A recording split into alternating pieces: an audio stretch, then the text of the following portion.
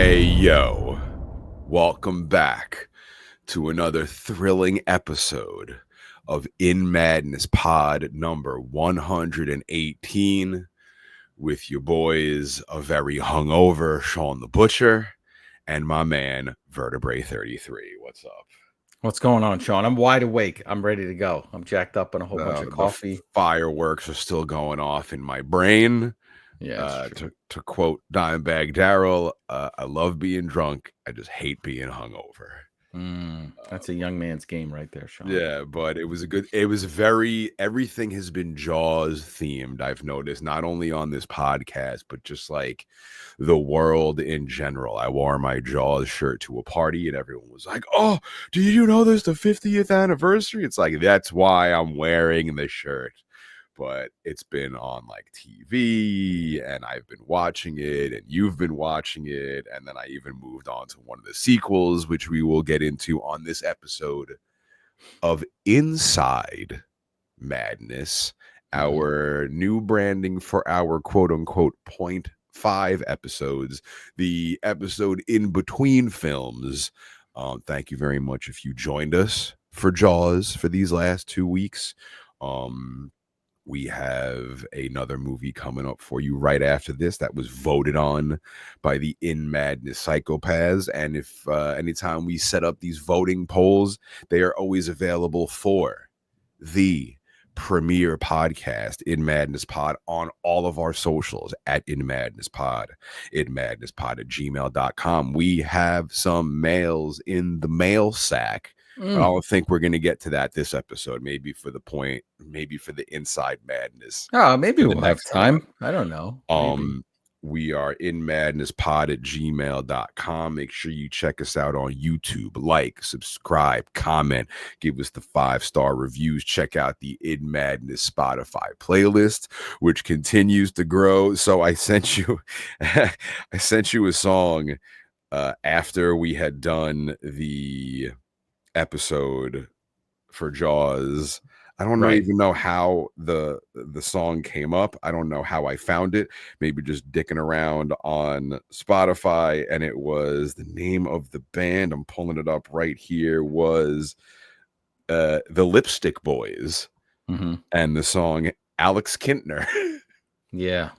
And you're like, song sucks, but it fits the theme. Let's throw it on the playlist. So we got that. We have Farewell Spanish Ladies, the song that Quint was singing, but he changes the lyrics because you mentioned it in the other episodes. It's about like England or something, and he changes it to like Boston or something because he's Quint. And yeah.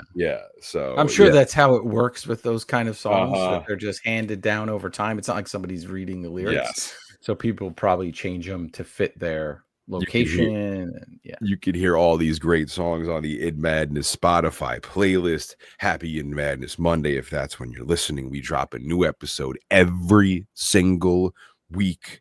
Make sure you spread the madness. Tell everyone you know about this show, and you can get a shirt and a mug at inmadness.com. What mug do you have for this week's episode?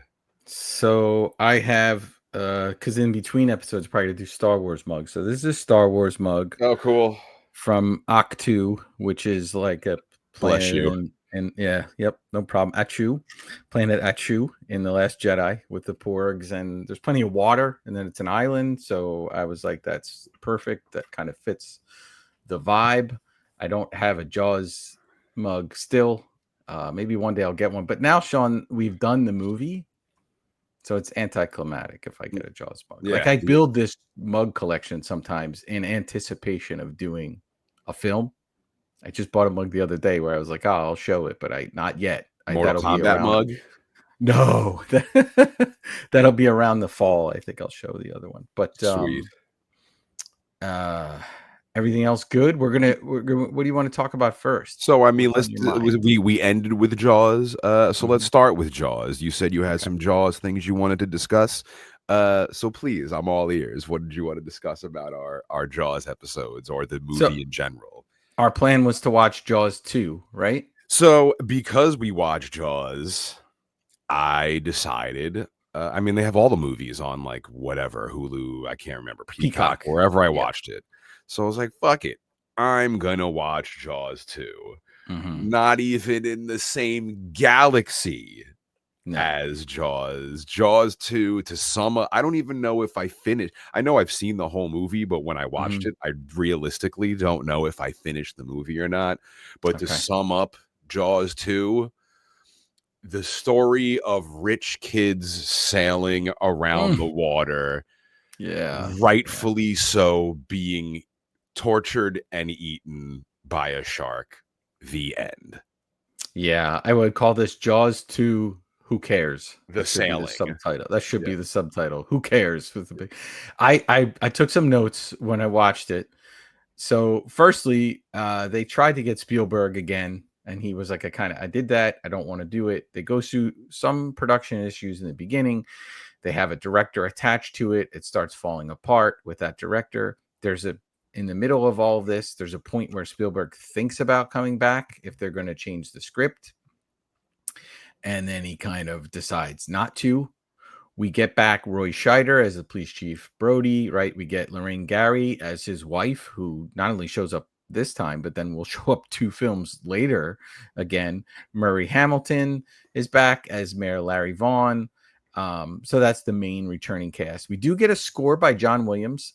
I don't know. I'd have to listen to it on record, but throughout the movie, it's not as impactful Mm-hmm. at all as the other Jaws. And I'm not even talking about the classic theme. I'm just saying even later in the movie of Jaws, they use it where it's that very like adventure-y kind of sailing music. It doesn't really have a lot of that. My notes are, and I'll just go through it really quick Yeah, from the please. movie from the beginning, and we could talk about it. I wrote weak immediate opening compared to the original. It's this long convoluted thing. Spoilers if you haven't seen Jaws 2 from 1978, right? I think it was 78, You're but about 30 years late, 40, 50, yeah, too 50 years bad. late, 40 So something we're years. gonna spoil it for you. So the first note I wrote is like, how does the mayor still have his job? For Because real.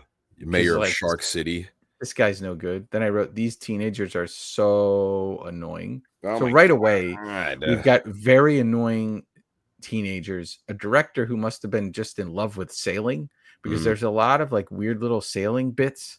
It's And if pretty much the majority of the movie is this sailing, and we're sailing here and we're and sailing there. terminology, and they kind of like I put the captions on and they're saying like specific terms on the boat, and it's like nobody really cares about that. It feels very in that way, it feels very much like a slasher Mm, because we've got kids at say a camp or something, and they're all very annoying and they're all kind of stereotypical, and it feels like that a little bit. But I wrote as soon as they start the boat hijinks, I'm rooting for Jaws 2 to show up. yeah. Like as Yeah. soon as they start the boat stuff, I'm like, where is he and why hasn't he eaten everybody already in So this now movie? he's got, and like, so I don't again, I don't know if I finished it. So this Jaws has like burn marks or Yeah, because there's something. an explosion in the beginning. So he goes after there's the famous it's on the poster, so it's like a water skiing, and then she gets attacked by Jaws, and then the girl on the boat, Oh, she the pours shark attacks the boat. gasoline. She picks it She picks up up to the like gas. She doesn't it- do anything. She picks it up to pour the gas on herself for some no, I think reason. to hit the shark with the She does can, a I horrible think. job. It But it's like literally. she's holding it above her head, shaking, and it seems like yeah. And then when the boat goes on fire, yeah, like So it's she pours it the blows gas up. on herself and then immediately picks up like flare gun and shoots it Yes. or something, Yeah. and then Yeah. like explodes. And I was like, this is one of the dumbest deaths in movie history. Right. And so this definitely gets us down the slasher path because we're going to have the damaged slasher who keeps going. You could blow it up, and now or we blew it up in the first movie. So right away, and almost you can tell what this meeting must have been like, Shawn, for them. They're like, hey, we did this in film 1. Let's do this again.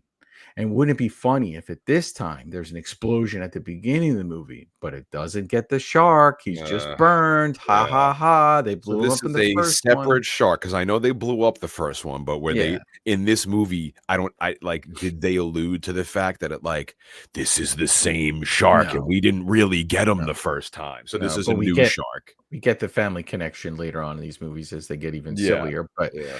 But it's like they wanted to throw in all the stuff they did in the first movie again and then try to one up it at points. But um there's even a part where the line gets caught on something and it's ticking and it's like a pause with the line, and then but it's actually the power line that they got a hold of instead of the shark. So we're going to replay that again. In the beginning, the boat that the scuba divers are down by is Orca. So haha, you guys remember Orca and it blew up? Well, did it really blow up or did it just sink in exactly like the same shape that it was when we last saw it? Like it was very weird.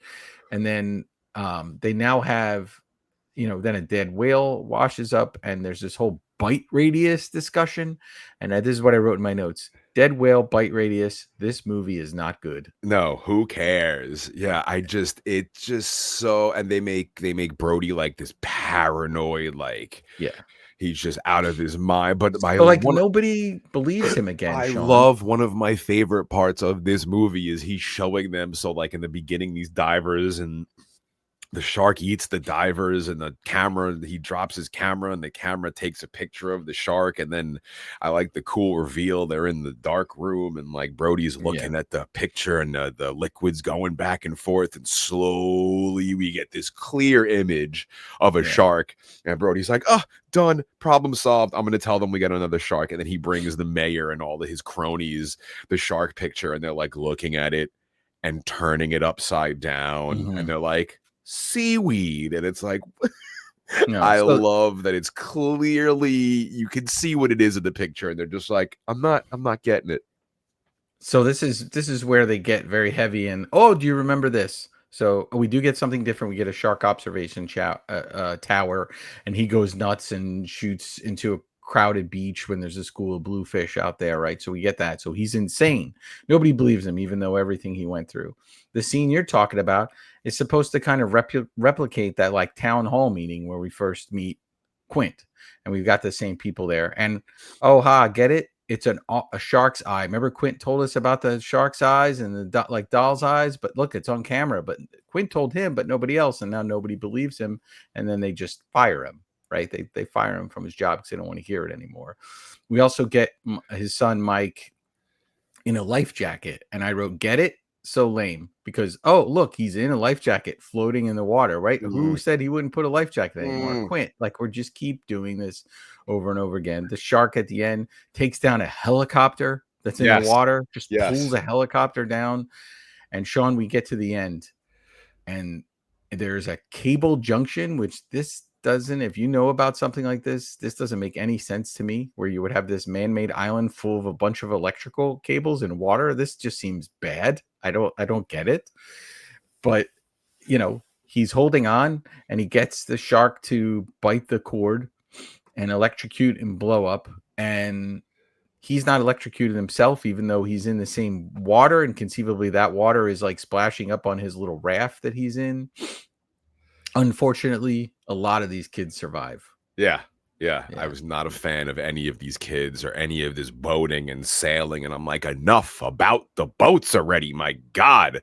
Who And there's cares about all this sailing? Do kids actually do this? Is this like the life of a maybe. rich kid? Is this how rich kids live off on I different mean, islands? They listen, just sail around. his wife said they are on an island. He says in the movie, Brody says, "Oh, what's with all this sailing?" He literally says what every viewer of the film is saying Stupid. for us, because I'm sure he's thinking, "I can't believe I."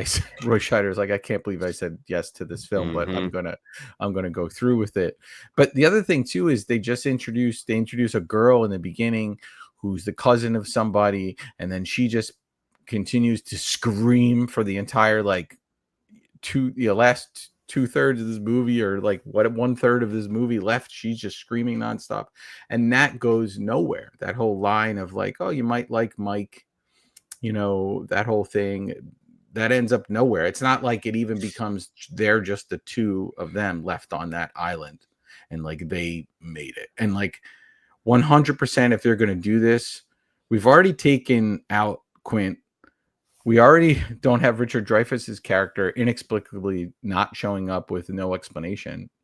Brody should have gone down, because then 2 movies later, they bring his wife back and Brody just died of a heart attack. Yeah. Yeah. Right. So they could have just blown him up with the Yeah. shark at the end, or killed him. You didn't see him get There blown is up. But no charm to Jaws 2 whatsoever. There's a no, lot I of was in the bummed. original. It's a very charming film. Jaws 2, Yes. trash. So I think there's a weird thing that happens when cool moments happen in these movies that people love so much, and instead of going back to the source and figuring out how to make new cool moments, they just do it. And we see it all the time in pop culture right now. They just figure note for note, let's replicate this from that, and then we'll throw in a few things. And we famously talked about Romulus. Romulus is entirely this. Jaws 2 is like Romulus in those ways. It's like, hey, you like this in Alien? Here it is again. You like this in Aliens? Here it is again. You like this in Alien 3? Here it is again.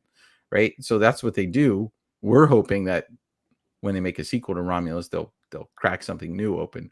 We all know that that does not happen with Jaws. We get Jaws 3 in 3D, which is this whole marine biologist aquarium story, and then we bring Lorraine Gary back out of retirement to play Brody's wife, and one of the sons is oceanographer, and there's this whole convoluted, like, the shark is out for revenge type thing Against the family. Yeah, It's crazy. personal this time. Yeah, it's personal. But anyway, I did go back and watch something that was amazing. Well, I thought it was amazing. I discussed it in our Jaws episode. I still can't remember if it was Discovery Channel or National Geographic. Ocean of Fear is the documentary about the U.S.S. Indianapolis that I watched years ago, that I recorded on VHS years ago. After we recorded this podcast, I got the itch to check it out and watch it again. Couldn't find it anywhere. I think it was Discovery. I tried downloading the Discovery app, hoping it would be on there, but then I have to, of course, pay for a subscription to the Discovery app, and I'm like, enough. How do I just watch Ocean of Fear? I think I bought it on YouTube. I rented it for like $1.99, and it was worth every friggin' penny. It is a reenactment of the story of the U.S.S. Indianapolis, and it is the most horrifying thing I've like ever seen, movie wise, history wise, moment in time wise. It is so extreme, and so the thought of floating in open water for 4 days while being eaten by sharks is the nightmare of all nightmares. And in the documentary, they're like, most of the people who died, a small fraction of them were eaten by sharks. Yeah. Some of them went mad due to lack of water and sun exposure and lack of food. And like, check out Ocean of Fear. Rent it for the $2 and sit and watch it for 2 hours. It is so just gut-wrenching and horrifying and just my eternal nightmare. But like, I love watching it. I love like torturing myself. I'm like, how much can I scare myself today? Let's watch Ocean of Fear. Nice. But yeah, I'm glad it was available to watch. And to bum you out even more about Jaws 2, there's a point in the early production where Spielberg thinks about coming back, but he's like, I'm going to come back, but we're going to do a film of Quint's story about the Indianapolis, which would have been a blockbuster, I feel. So Spielberg makes that movie. Imagine that changes everything. I would take this rather than just saying, oh, it's a slasher and we're going to go kind of cheeky with it. We're going to go even heavier with it and have that whole story of what happened there. And obviously you would embellish it and have more people probably getting killed by sharks. But, you know, weekly they've tried to make shark films. None of them have held up to Jaws. They tried with Open Water 1 and 2, both awful films in my mind. I really enjoyed Open Water 1 Yeah. because again, it's like a Blair Witch version of the Indianapolis. So it's Yeah. Just like not any, for me, no likable characters. There was no, I no, didn't there are care. no like it's just the dread, the Yeah. fucking 90 Yeah. minutes of dread of just, oh, where's the boat? The boat's gone. Oh, we're in the water. Oh, here come the jellyfish. Here come the Mhm. sharks. Here come every horrible conceivable. It's lightning, a lightning storm Mhm. while you're floating in the open water. Dude, I just Yeah. The idea is great. I just think the execution of that film was I'm really, probably gonna really watch poor. Open But Water now after this. yeah, yeah, you couldn't pay me to watch that movie again. Never seen the second one, but the first one. Very bad, very bad. But Sean, we should transition to an incredible movie. Okay. So, yes. So I did notice that this was on Netflix. Mhm. And the only reason I watched it is because you mentioned it in our Ring episode. We Mhm. couldn't figure out why until you recently did figure out why. But you told me that this movie was in the Library of Congress for Supreme Congressional Award I never winning want to correct you for gold medal. so what we're talking about is Rear Window, Alfred Hitchcock's film from 1954. Um Incredible film, stars James Stewart, Jimmy Stewart, Grace Kelly, Wendell Corey, Thelma Ritter, and Raymond Burr. And yes, it is in the Library of Congress as being culturally, historically, or aesthetically significant. So you could pick one of those categories to receive 4 Academy Award nominations. This is an incredible movie. And I will tell you that this is the second time on this podcast that my daughter watched a movie with me. Cool. Yeah. Because there's We no like watched horror in it. yeah, there's tension at the end. There's a lot of tension, and then she was certainly it made her nervous at points. But and there's an unfortunate dog death in this movie too, which is like every every film we go over, they gotta kill the dog. But I love this movie and the mood that it sets, and just we listen, I'll tell you one thing too. Obviously, Hitchcock, and we'll get into other Hitchcock films. It's is very famous for casting blondes in his films and having a lot of on-set and behind-the-scenes issues with these actresses, and being oftentimes, I think, a little abusive and having some issues with that. And he certainly has a sordid past with that.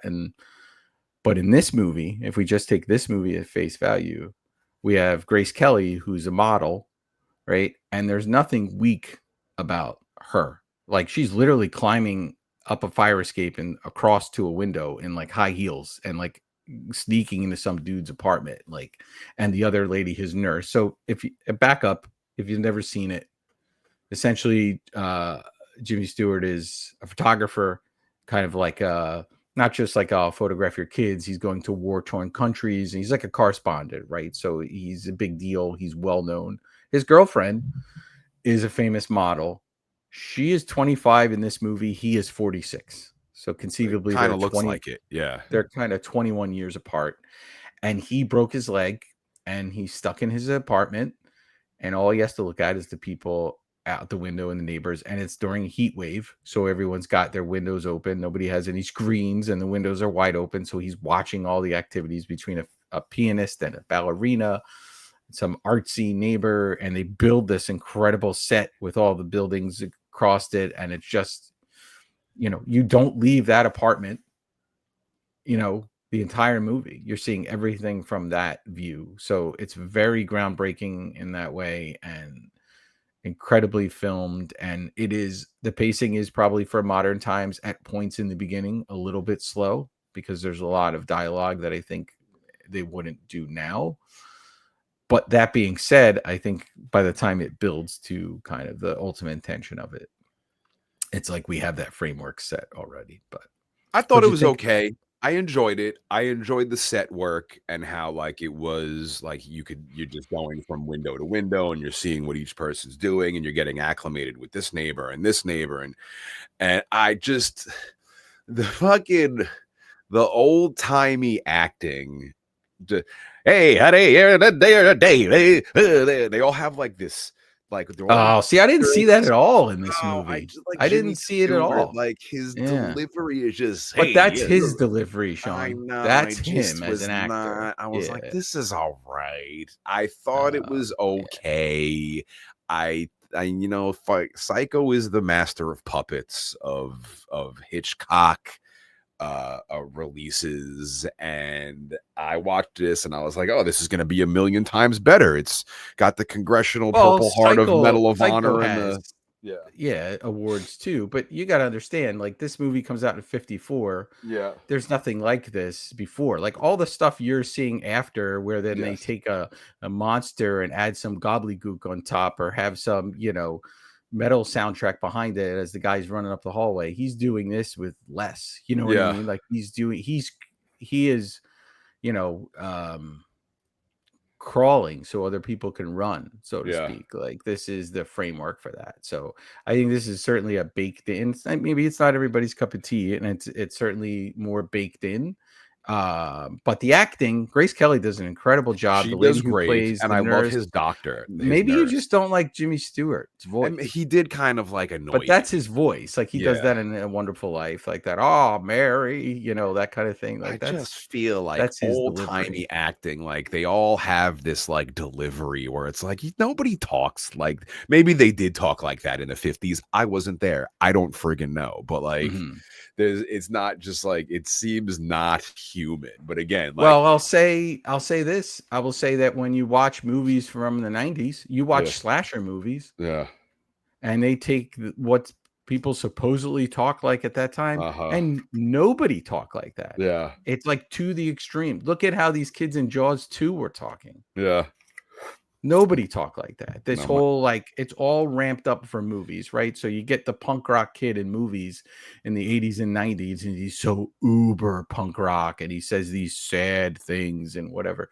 I think it's the same. I think it's the same thing. I think it's just ramped up for their times, but obviously we're not young in 1954. But, I like, mean, I look did at enjoy parts of it, and there were parts right. of it that were entertaining, and I liked watching it for the historical significance Mhm. of the film. But what popped me the hardest was Raymond Burr, uh, Mm. strictly from Godzilla 1956. And Mm. Vertebrae texts me and he's like, "You're so funny.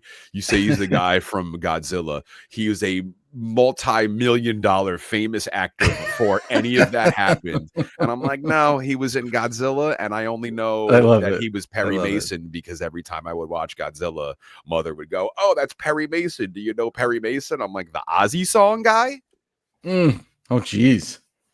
You didn't So, know Perry Mason before that nah, awful so that would Ozzy be song? Do on not that add would that song to the we playlist, could do please. I Oh, mean, today, right now, as we are speaking, Ozzy is performing his final show ever in Birmingham, England, and everybody yeah. is there, and I'm getting FOMO watching all these fucking Oh, assholes who are right now in England posting well, and for you the shouldn't entire get FOMO, Sean, yeah, because that concert should have happened 20 years ago. yeah, yeah. And I was like, I That's don't care, I don't care. And now I'm seeing everybody they're post gonna from it, wheel and it I'm like, oh, now I care. they're gonna wheel them out to make some noise, and everybody go. Yeah, they get a whole bunch of member berries, and everybody goes home. Yeah, You're not but missing anything, no, Sean. You're having quality time with me. Raymond Burr is the man, and I was so stoked that he was the villain in Mhm, Rear Window. So I didn't get the ending, and let's just spoil the mhm. ending now. Like, did he do what he was being accused of in the movie?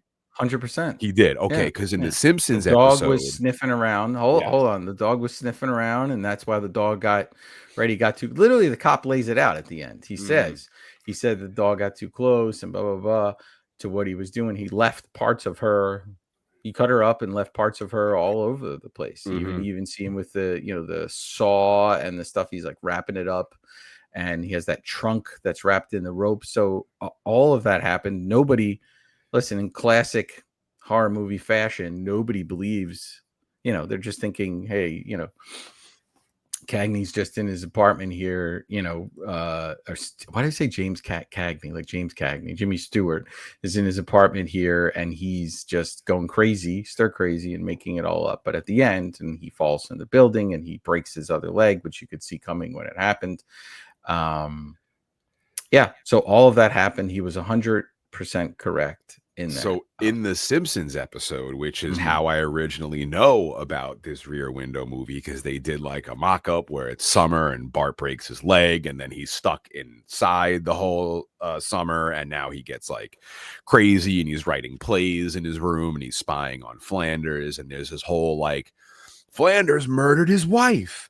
I saw and heard the Mm. whole thing happen. And at the very end of the episode, there's all these convenient inconveniences that are like, oh, this was actually this, and this was actually this. Right. So I Right. expected Rear Window to end and it'd be like, no, none of this happened. Like you were just sitting in your apartment I love it. losing your friggin' mind. So when the movie ended, I'm like, wait, he did it? I thought like it was gonna be Flanders with the drapes, and he's gonna be like, I love that your point of reference was Simpsons. for number 42 on AFI's 100 greatest movie list of all time is, wait, it didn't end like a Simpsons episode that was 40 years later. That is hilarious to me. But yeah, but it was okay. It was all right. You know, much respect to Hitchcock, much respect to Psycho. Rear Window, I'm glad I watched it once. I'm not going to be like throwing this on like The Thing or yeah, anything. so it's one I probably could watch every year. I think it's, the filming is incredible. If we were to do this movie and pull it apart, I think I would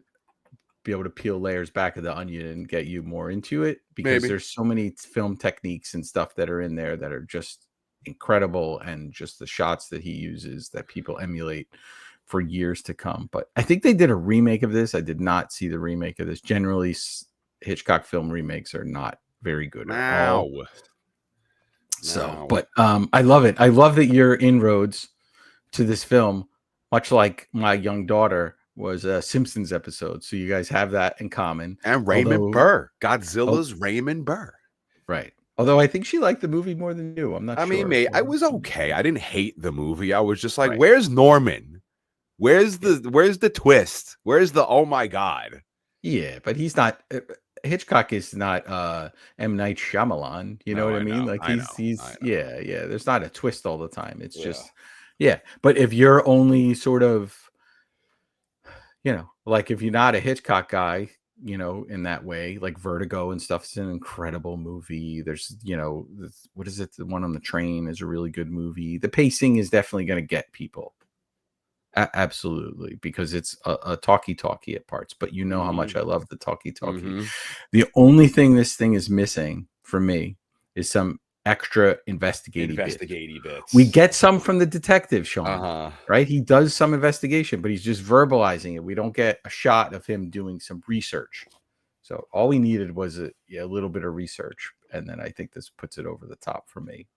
But no, that's awesome. I'm glad you watched it, and I love how natural things come from talking about other movies on this podcast. Real quick, shall we check in on Vertebrae33's In Madness Book Club? Sure. We got exciting news in the book club. Well, let's see. We'll start with, I feel like I'm being extra negative on this episode, so I'll start here and then we'll go from there. But I finally got through All the Fiends of Hell. Sick cover. Yeah. By Adam Neville, who also famously had one of his books, The Ritual, adapted to a film. I saw that. It was fine. It wasn't, with a cover like this and with this, I thought it was going to be so gripping, and it was a lot of kind of, they went here and then did this, and they went here and then did that type stuff, and it just never grabbed me. On the flip side, Shawn, I'm currently reading two books. One, I know this is gonna break everybody down, but for Father's Day I got a Kindle, right? So my family gets me a Kindle, so now I can read in lots of other ways, right? Not just a book, not just an audio book, but now I could like have this in bed and blah blah blah blah blah. So, and I signed up for the service where I've been getting some advanced copies of books. So I'm currently reading on the Kindle a book by Philip Fracassi that comes out in September called The Autumn Springs Retirement Home Massacre. And I am about halfway done this book, and I love it. First of all, Fracassi is such a great writer that early on in the book, there's a character, Rose, and I was very into her life at this retirement home. not home, but like it's like a community, right? They have their own apartments. There's different Mm-hmm. stages of that type thing. But I was so into her life and this guy she kind of likes and what it's like to live there. And then wham, somebody gets killed. And I was like, oh crap, that's right. This is like a slasher. Like people Uh-huh. could get murdered in this. This isn't just an episode of the Golden Girls. It's mad funny. So I'm about halfway done. It's absolutely a lot of fun. Great. And it's a very much like a who done it wrapped up into it. So he's throwing threads out there that it could be this person, it could be that person, and the killer is kind of offing people in different ways, and very cool. But we'll talk more about it when I'm finished. The second book that I'm doing in my weird way is Stephen Graham Jones' The Buffalo Hunter. Cool. Now, we talked about Stephen Graham Jones before. He is a big deal in the horror book scene right now, and in literature in general. This story is essentially about a Native American who becomes a vampire. Oh, And cool. I am not a big vampire story guy. This book is so incredible that there was a chapter of it, and I'm doing my weird thing, Shawn. So the version that I have here is the red sprayed edges, and it's signed by Stephen Graham Jones, and I pre-ordered it, but I'm also doing the audiobook. So I'm sort of listening to the audiobook when I'm driving, and then kind of reading the book in between, or listening and reading at the same time to get kind of that whole experience. But there's a chapter in this book that actually got me like choked up. It is so heavy, and it is so just the viewpoint of this is just incredible.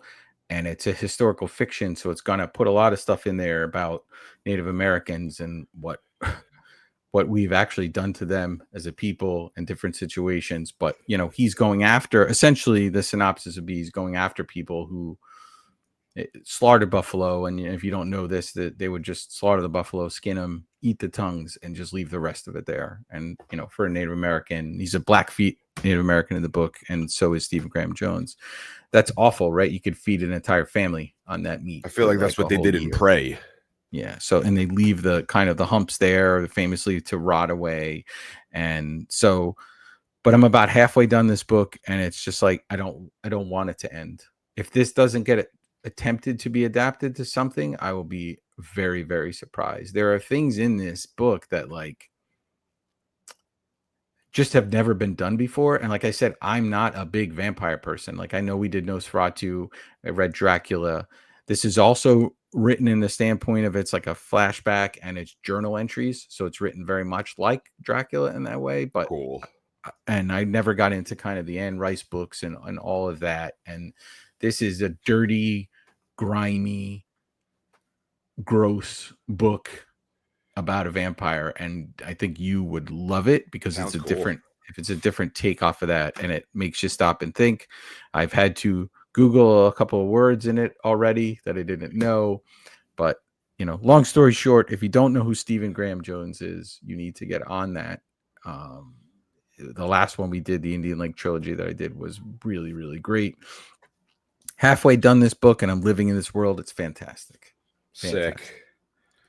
Hell yeah, Vertebrae33 is in Madness Book Club, baby. Make sure you get on. All these books. We'll be posting everything on our socials.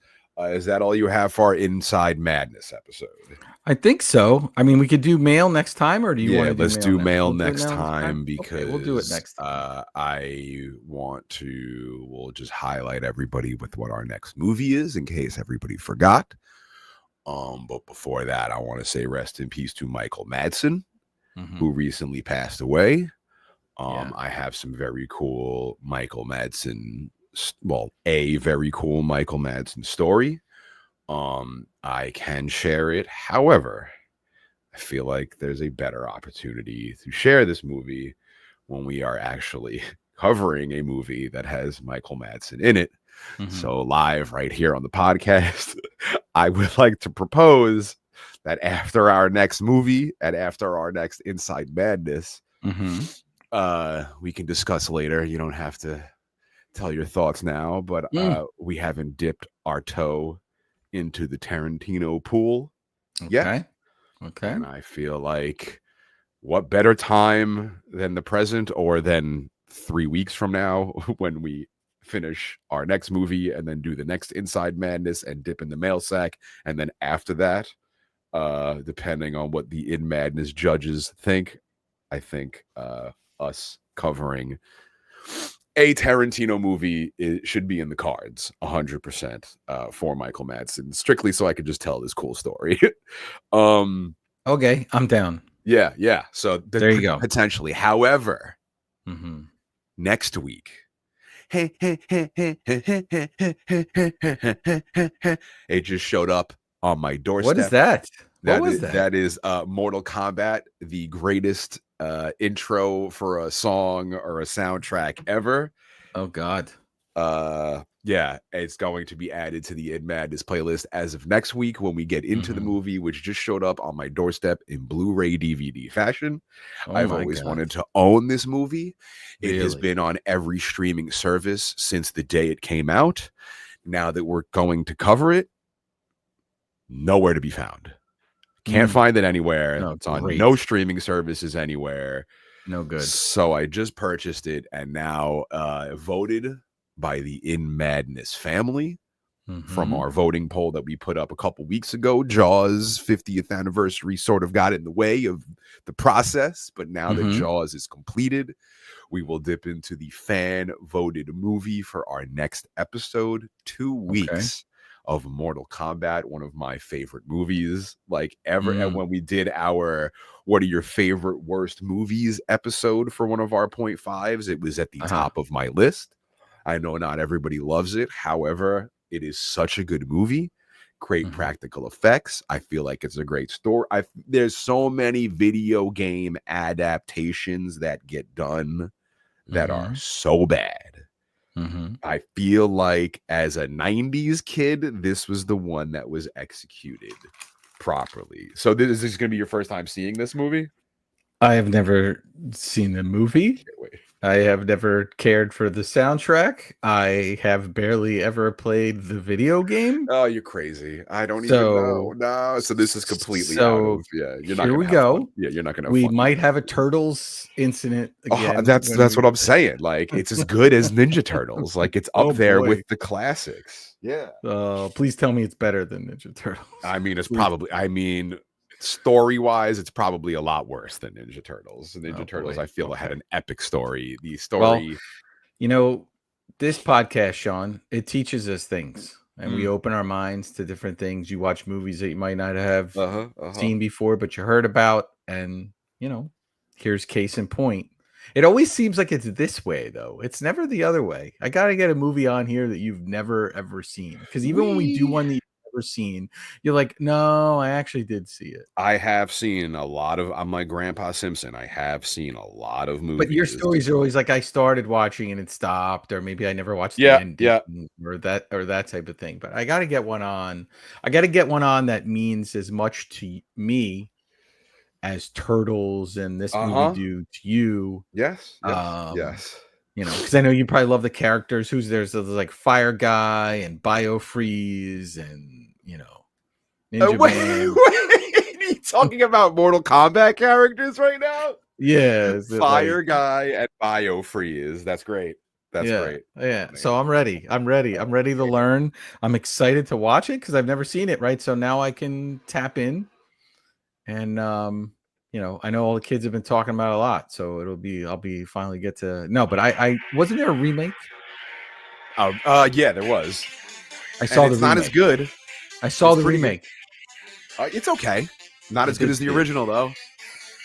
You never heard this jam before? No. One of the greatest songs. Maybe, I don't know. Oh, it's so good. I don't know. Is that Prodigy and Fire Guy?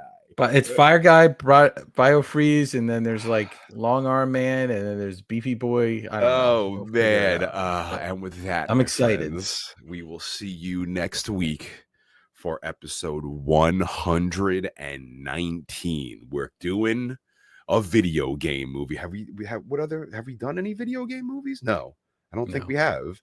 This will be our first. Turtles would have been a game after the comic. Yeah. No, I think this is our first movie based off a video game on the podcast. I hope. I don't know. I'll have to go back and check our records. But with that, we will see you next week for a thrilling, action-packed episode of In Madness Pod.